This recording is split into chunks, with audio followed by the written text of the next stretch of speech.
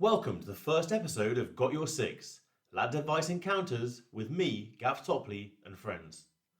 Men account for a large proportion of suicides in the UK, with 2020 figures showing 75% of those who took their own lives were men. The issue is complex, but during the COVID-19 pandemic and resulting lockdowns, I, along with my good friends Charlie Kerry Pickering and Steve Hughes, became concerned about the effects of long-term social isolation on men's mental health.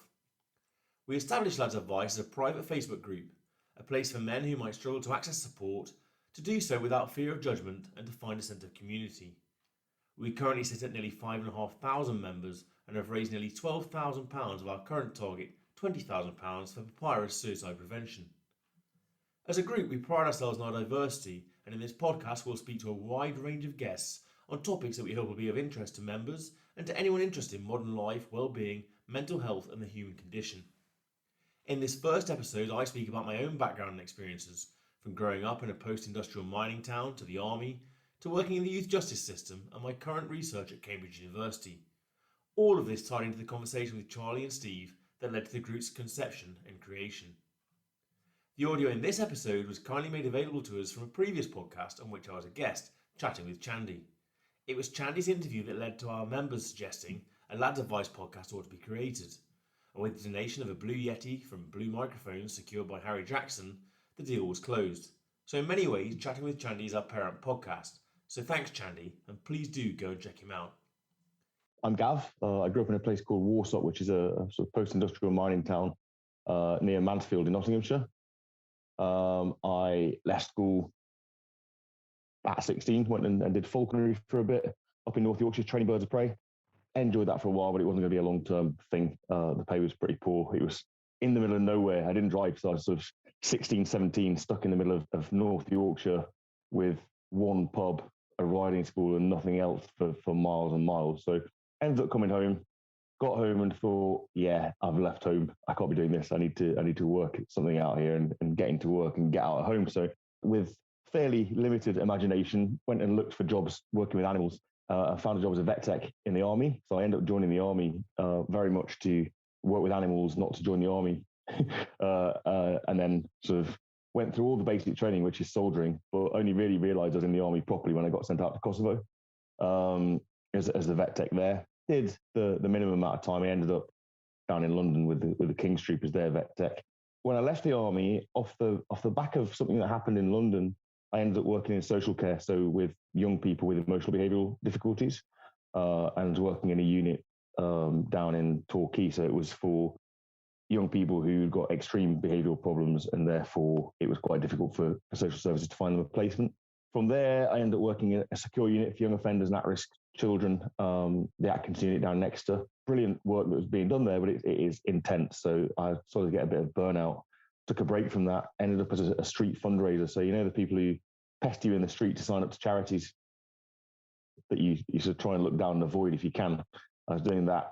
And the plan was to do it for a month, but I ended up as team leader within a week and then senior team leader within probably about a month.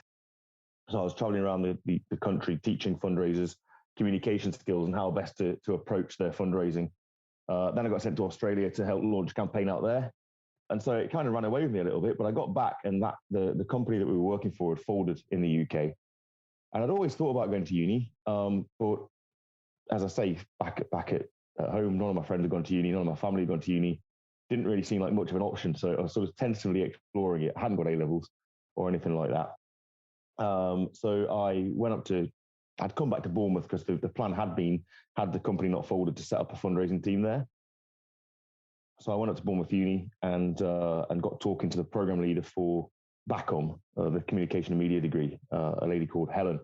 And we talked about what I've been doing and the crossover in terms of skill and knowledge sets for that course. And she said, "Oh, write a really good personal statement and I'll think about it. I'll see if we can give you a shot, take a chance on you." So I did. And then in due course, I got an email that said, "Thanks for your application.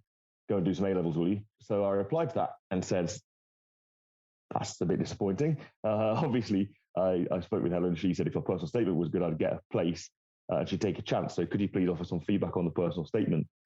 About half an hour later, I got an email saying, "Oh, I spoke to Helen. She loves your personal statement. She remembers you now. We've made it an unconditional offer. So that sort of changed my route entirely. I ended up at Bournemouth doing back on. When I was at Bournemouth, I had a mate. This is probably a longer-winded answer than you needed, but I had a mate who was at AUB, and he dropped out in the first year, and he spent the whole time I was doing my degree in Thailand, taking groups of students on gap years, partying and seeing like wildlife and beautiful beaches. And I spent a lot of my degree looking at his profile, thinking, am I making the right decision here? It seems like he's having a lot better time than me. So when I finished my degree, there was a travel company that were putting on an offer. The first 49 people to get to their store in Birmingham or London would get a return ticket to Thailand for 49 quid. So I made my way. I'd got an essay. I got the essay in as quick as I could. I got to London. They'd already got 49 people in the queue. I got on the train and went to Birmingham, and I made it there in time to be one of those people. So we camped out in the street overnight, waiting for the shop to open, and got that ticket. So I ended up out in Thailand for a bit. And my intention was to then go over to Vietnam and teach English. However, on my way to Thailand, I'd got hand wash. Before COVID happened and I got very proficient at using hand wash, I was a bit of a novice, and I put the hand wash in my bag next to my passport and it leaked. So the passport smudged, but they let me leave Heathrow, they let me into Thailand, they let me into Cambodia and back. So I thought I'd be fine. When I came to start this teaching job in Vietnam, I landed in Hanoi, and they turned me around at the border and said that they couldn't let me in because the passport was damaged. So I get returned to Thailand. And when I get to Thailand, they're like, oh, what's going on? You've got no stamp in your passport. Why? Oh, they wouldn't let me in. Why not? Oh, they said that the passport was too damaged. Follow me.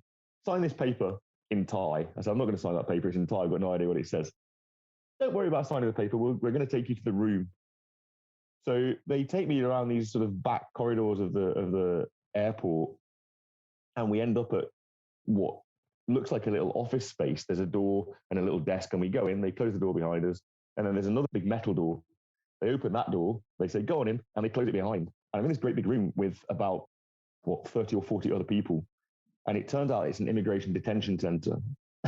So I end up spending a week in this immigration detention center in Thailand, sort of surrounded by bed bugs and cockroaches and eating god-awful food before eventually the British consul comes and gets me out and gets me returned to the UK. Eventually, I end up back out in Asia and Dudus and teaching in Vietnam. But I've decided that I want to do graduate entry medicine, but still a little bit conscious of my background, educational background. I thought I'll try and get a master's first to give me a bit of a leg up in terms of at least getting to interview. So I applied and got into, well, I got offers in all my choices. I ended up going to Leeds University to do an interdisciplinary master's degree in childhood studies. So that was a bit of an interesting year because I worked full time. I did a 50-hour week on average, working with young people in social care, and then a full-time degree alongside that. While I was doing that, I became aware of a narrative around young people joining the army at 16. And there was a lot of resistance to that by academics who were saying that the age ought to be raised to 18. And it became clear from reading what was being written about this that it was a very theoretical understanding from people from a different social class to the people they were talking about, who had no experiential knowledge of the army or the way that it works. And that's fine, but it was being sold as advocacy. And there was no, if you like, voice of the child in that conversation. So they were being spoken about rather than being spoken on behalf of or to. And that didn't sit very well. So in the end, my master's dissertation was on that, and we explored that. And it became clear that, this is knowledge that we need to have in a much more broader sense. And I wanted to continue with that research. So in the end, I managed to get the contact within the army to give me the access to the Army Foundation College up in Harrogate, where they train their 16-year-olds, and decided to do a PhD. And since I tried my luck at Bournemouth with no A-levels and got in, I thought I'd try my luck at Cambridge for the PhD, went to visit, put the application in, and got accepted. So that's where we're at now. I'm at Cambridge doing a PhD, and it's looking at using the voice of children to identify areas of push and pull in terms of structural inequality for working class young men in post-industrial Britain. So when I spoke to these young lads in the army, such a high percentage of them said to me, well, if I weren't in the army, I'd be dead or in prison or on drugs. And it's quite overwhelming, the number of young men that said that. It was quite surprising, really, to hear.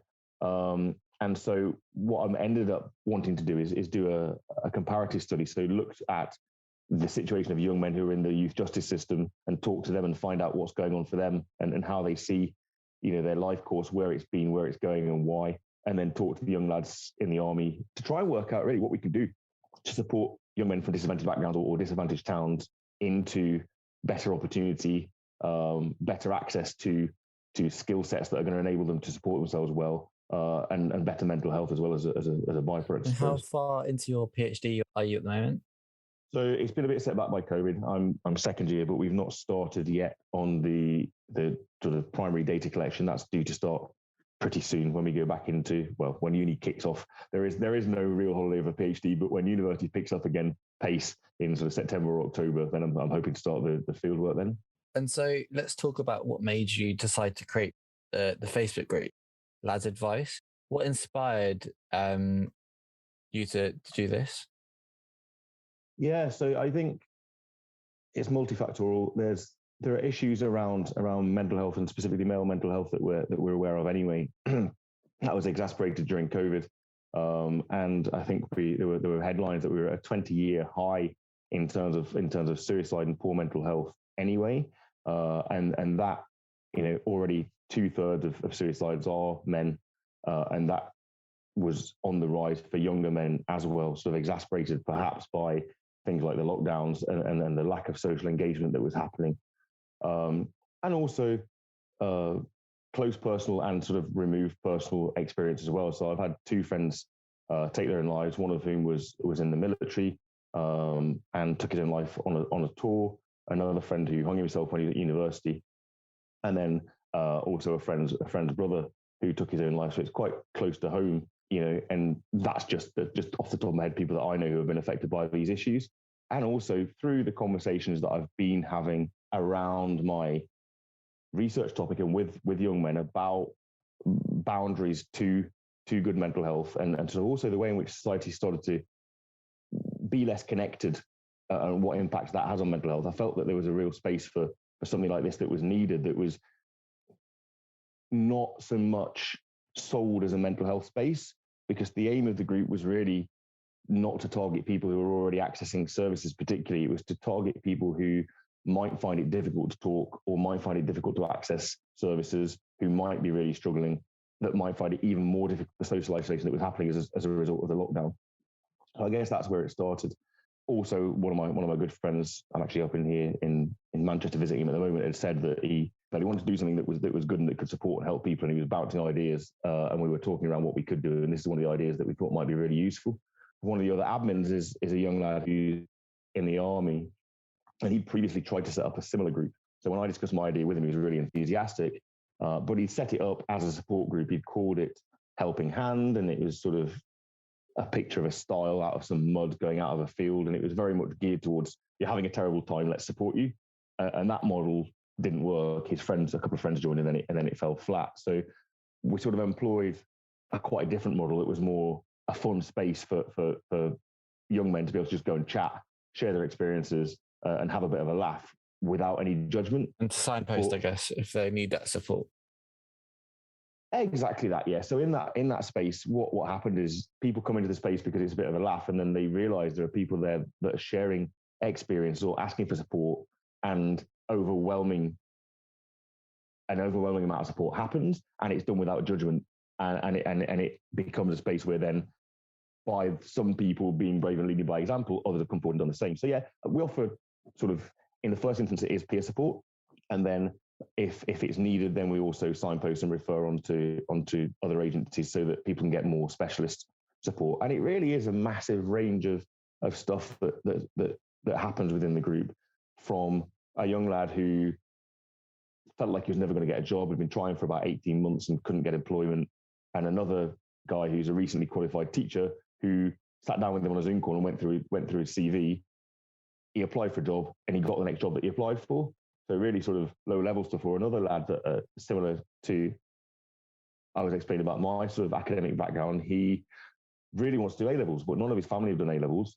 He wasn't even aware that he could not do it at his, any other establishment apart from his school. And he felt like he'd sort of come to it a bit late, and therefore he might not get on the course.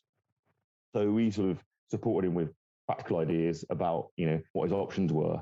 And he wrote a really lovely letter to his teacher, sort of saying, I might not be the most academic person on the course, but I promise you, you give me a place, I'll work my arse off, and I'll work really hard for you. And off the back, I introduced him to a head of sixth form that is in the group who's down in London, and I introduced him to a couple of the undergrads at my university who were doing similar courses. And it just really encouraged him that it was something that was available to him. And this whole idea of sort of someone like me, I think, is quite important. And so off the back of that, he now pops up all the time asking for bits of advice. He's got himself a job at McDonald's. He passed his GCSEs. He's got onto A levels. And it's just that having a group of people around you that are supportive and that are sort of encouraging you to take steps that you might not be aware you need to take to get where you're going. And then the more sort of deep and serious side is we've been around now for about 13 months. And in that time, we've had about 14 young men who, in my experience of working with young people in crisis, I would say were at the point of crisis and had the means and intent to take their own life and would have made a realistic attempt at it had they not had the option to post in the group. And in all of those cases, we've been able to sort of make an intervention ranging from where it's been a young person in the army, making the army aware that the sort of the duty sergeant at the time, and then getting them to refer into the support that's available there. That's happened both with soldiers that are in the UK and overseas, or if not, then informing the emergency services and getting the police to come out and do a welfare check. And in cases that has led to the person who's posted them being taken to hospital and being referred on to services from there to get the support to feel better. So yeah, it's a real range of stuff that goes on, from just a place where lads can lift up other friends' achievements. Oh, this guy's passed his driving test first time, or that guy's got these A-level results, right the way through to people who are suffering sort of more complex stuff. We've got a fair few people on the group who have bipolar disorder, and people post that I've just been recently diagnosed. What do you find works for you? How are you finding engaging with services? And it's that support and someone to bounce those ideas off. A young lad who was in the army and he was gay and he wasn't sure about, should he tell people at work? An overwhelming support. And that's it's quite heartwarming, because there are somehow the group's ended up probably 50% military, 50% civilian. And it's a really interesting mix and how that interacts with each other.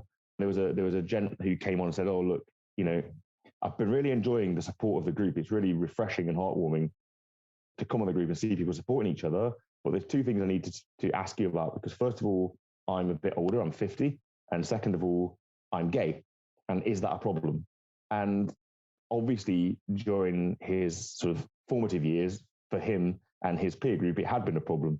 And I think, I've spoken to him since, and he found it really valuable that there were probably 200 comments of people saying, absolutely not, why would it be a problem? Welcome to the group. It's good to have you here. And that sort of affirmation and positive reinforcement and feedback, I think he found really useful. So, and you might not, if you were to stereotype, knowing it's a group that's half the guys in there are soldiers, you might not expect that response. So I think it is a sign of sort of societal progression, as well as people's ability to be good in a space where it's safe to be good.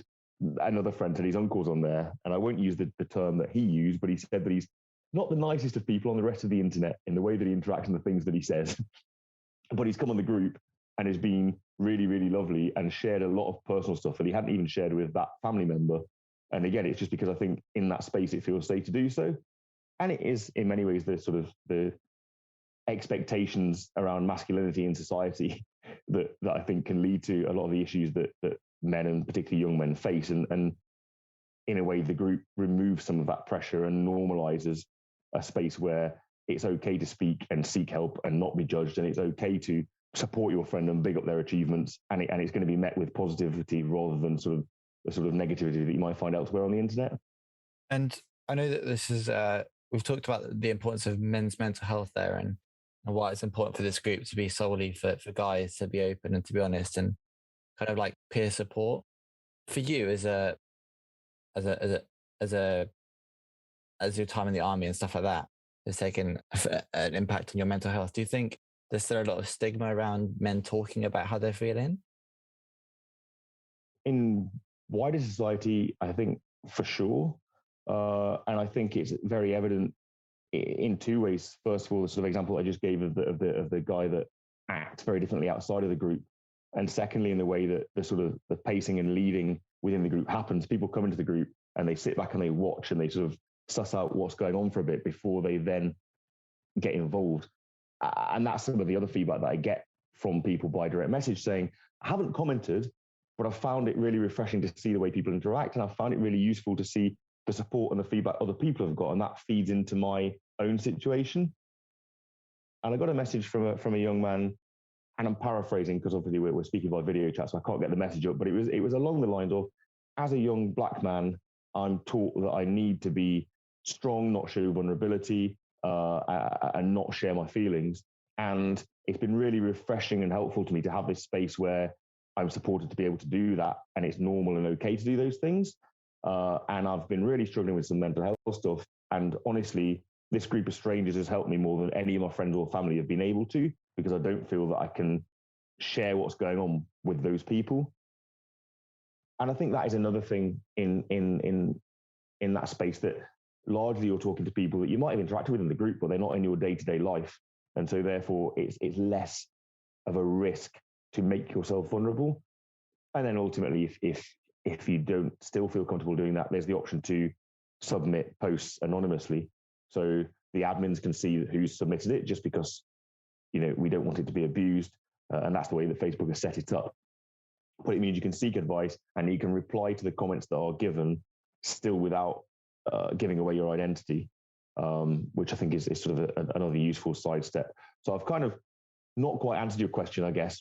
I think absolutely there is still stigma. It's starting to improve with people speaking about it, but it's quite slow, isn't it? And I think often in society with issues that we face, we talk about it before there's any real change. So whilst we're saying we're all here to support each other, and it's totally fine to talk about your mental health, in reality, in day-to-day life, when someone then shares that, what happens? Do they feel safe doing so? I don't think we're there yet. And I think that's probably the space that the group aims to fill. And to finish, if you could say anything to any person who finds it hard to talk about how they might be feeling, or maybe has no one that they feel they can talk to, what would you say? It'd be quite easy to be cliche, wouldn't it? This sort of problem shared, problem halved type approach. But it really is, when you build things up in your own mind, you only have one perspective, and that perspective then can become quite focused and quite distant from the reality of it. And that's not to trivialize or minimize any problems that someone might be having, but what I've found from speaking to lads in the group is that when you then share that problem with someone, usually their response surprises you. Usually, if not always, it's not a negative response. And just the act of having that conversation can make you start to feel better.